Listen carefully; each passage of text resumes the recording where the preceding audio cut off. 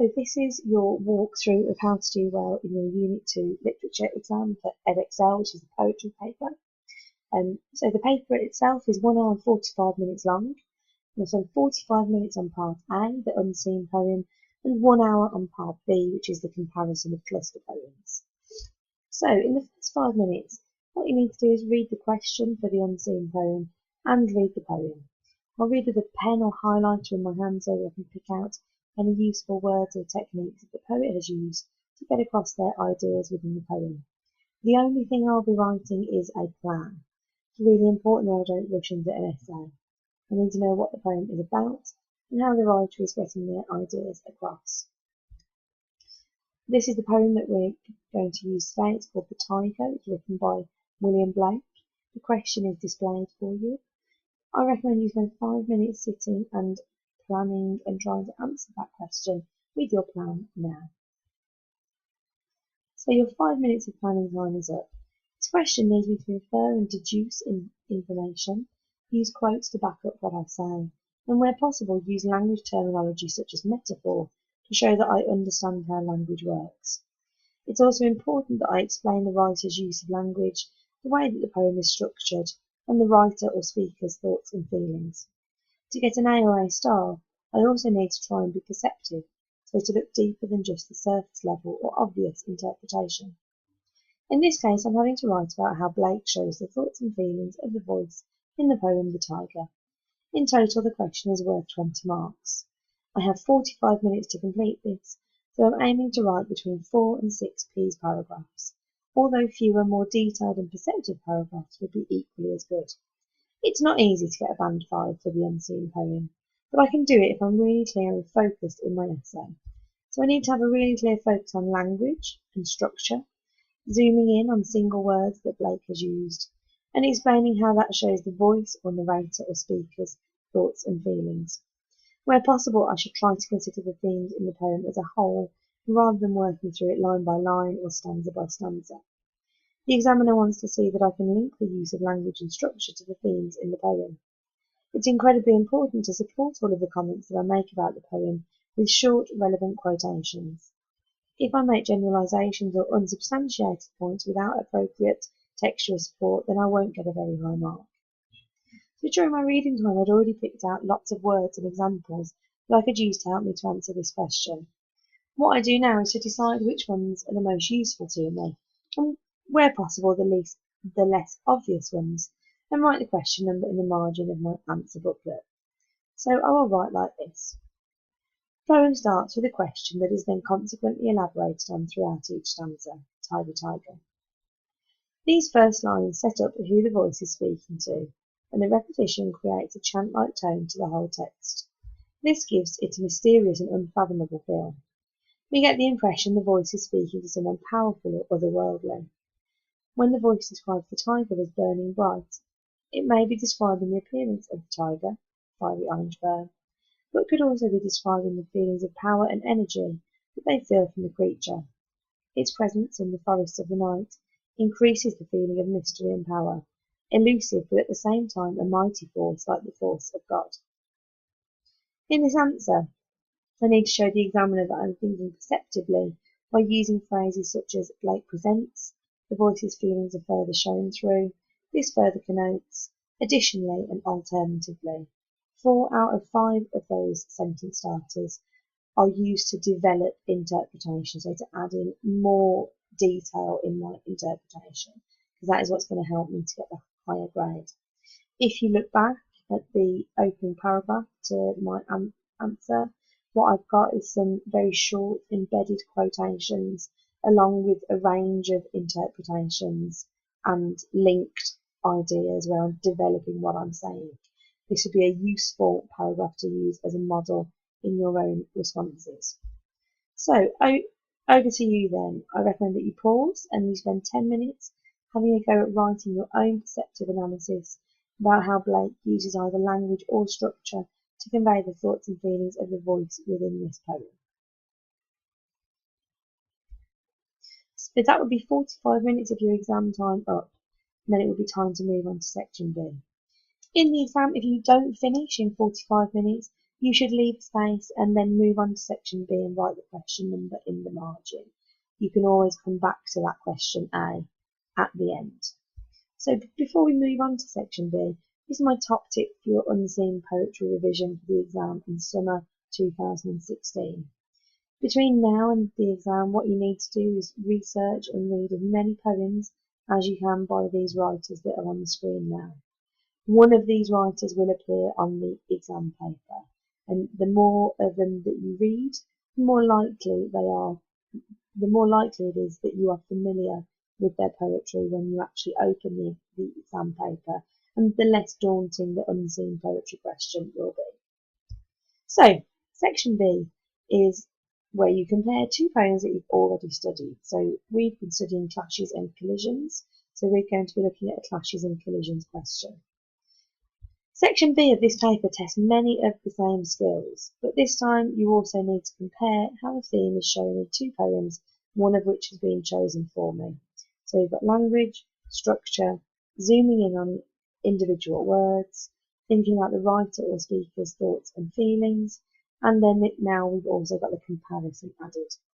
This is why this question is worth 30 marks, and also why I need to spend longer on this question than I did on the unseen poem. This is the most time I have to write an essay in any of my English exams, so I know that I can make a really good go of it and show off my understanding of the poems that I have studied. Some key points that I need to remember when writing my answer are that I should roughly balance the analysis of the two poems. Thoughtful planning will help me to make sure that I have plenty to say for each poem.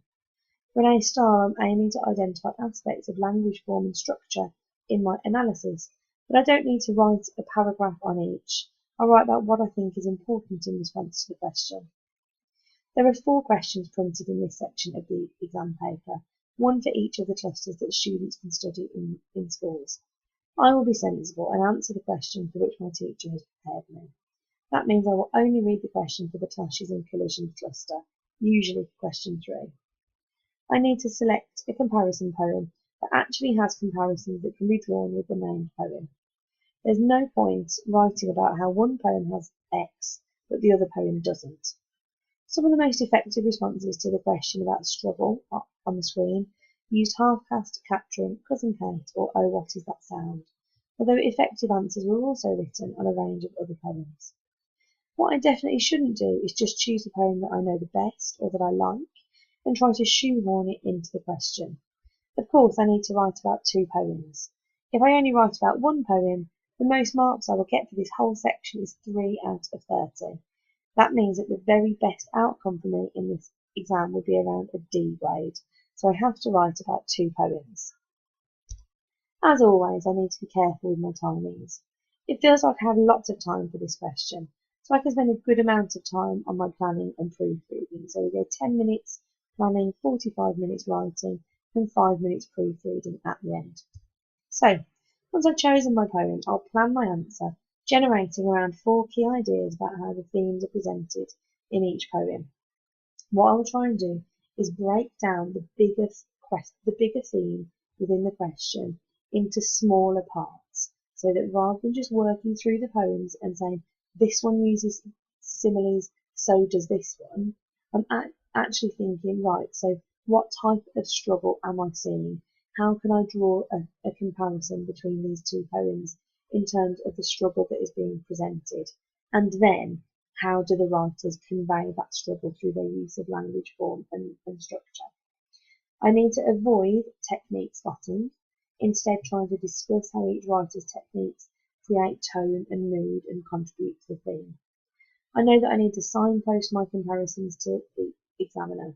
To do this, I'll use connectives to link my points about the 2 poems together. I might use phrases like, a similar effect is created in X where we also see, or X is also used to show X in. For this particular question about struggle, I think that I can make the most original and perceptive points if I compare exposure with half-caste, so that is what I'm going to do now. First thing I will do is reread both poems with the theme of struggle in mind. I reread them with a pen or highlighter in my hand so that I can pick out the most useful quotes while I'm reading. This will take me about 5 minutes. I'll use the next 5 minutes to prepare my plan. I might do a quick double bubble map like you see on screen to get my initial ideas about their similarities and differences in order. And any mind map or style of planning would work to help me to focus on the question when I get onto writing my essay. A useful structure to my essay combines hourglass paragraphs where we start with both, so you pick out a commonality, and then talk about poem 1 and how that shows something, and then link it with the connective, however, whereas, or similarly, depending on what you're saying, and then move on to talking about poem 2. I link that kind of paragraph with this structure, so comment, quote, develop interpretation, and say why the point you made is significant to the theme. The examiner wants me to write about both poems simultaneously rather than analysing one poem, then moving on to the next. That is why the hourglass structure is useful there. I'll try to start my essay with an introduction that helps me to focus on the differences and similarities between the two poems. This will give a really positive first impression to the examiner, as it shows I've thought about my response to the question. I'll introduce my response like this, ensuring that I refer to the theme in the question throughout my response.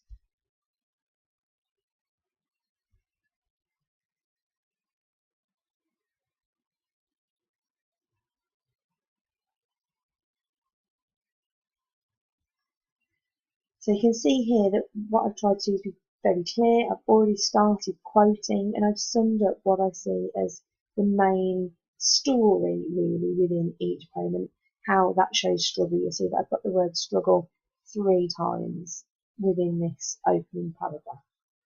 So my first point is focusing on the speaker's personal struggles and how they're shown in the poems. So this is my first big paragraph, my first hourglass.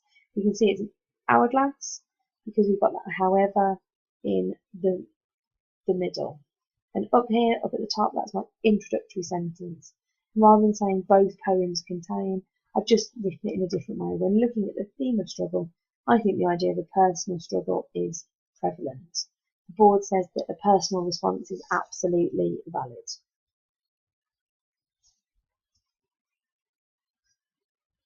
So, now, after writing that, I'm going to go on to my next point.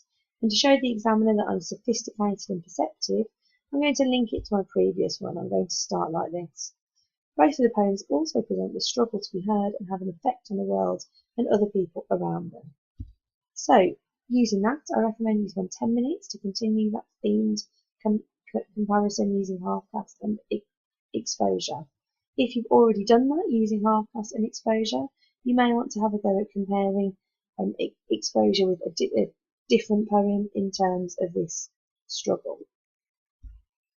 So, I know it's really difficult to gain any marks in a conclusion, but what it does is make my essay feel finished.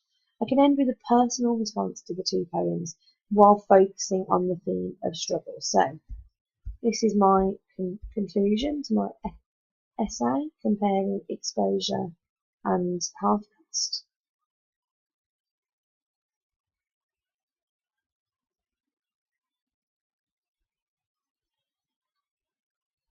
So we can see here that what I've done is sum up what I see as being some big struggles, and I've tried to find again a point of commonality between them. So here I've said the ideas are similar to Owen's. So that would be 55 minutes of section B finished. You would now have 5 minutes to proofread your answer. As an A-star or A candidate, the impression you make is important, so you must try and correct any careless mistakes you may have made as you were working on your essay. So, 12 top tips for success. Offer alternative interpretations, write about both poems simultaneously, zoom in on key words, link language and structure to themes, use a short quote to back up every single idea, know your techniques but don't just technique spot, choose your comparison poem carefully, proofread before you put your pen down, add a considered and intelligent conclusion, plan before you write, keep an eye on the time, and use connectives to signpost your comparisons. Try out those hourglass paragraphs, try the CQDS form of analysis, and good luck.